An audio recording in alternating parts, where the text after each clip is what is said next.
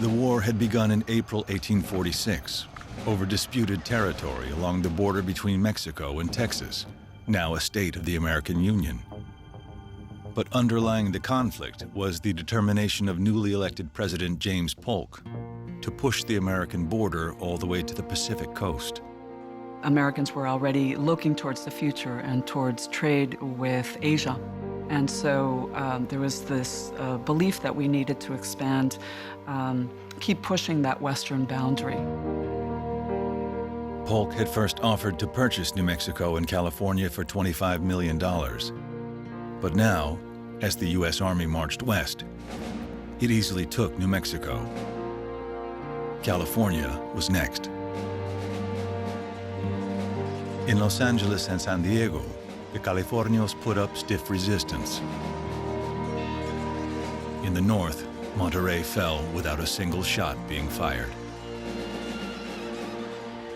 The Mexican-American War lasted nearly 2 years. With Mexico's surrender in February 1848, the United States doubled in size, adding to its territory a full half of what had once been Mexico. The enormous wealth that came to the United States, the silver that came out of Nevada. Arizona became the center of copper in the United States. New Mexico supplied a huge portion of America's wool. All of this was Mexican territory seized by the United States as a result of winning the Mexican-American War. 80,000 Mexicans were given the choice to become American citizens under the Treaty of Guadalupe Hidalgo. The Treaty of Guadalupe Hidalgo provided certain rights and protections for the newly made American citizens of Mexican descent.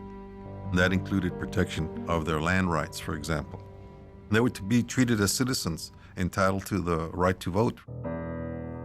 Americans and Mexicans will now be one and the same people, the military governor of California, Richard Mason, declared. Subject to the same laws, enjoying the same rights and privileges. They should become a band of brothers.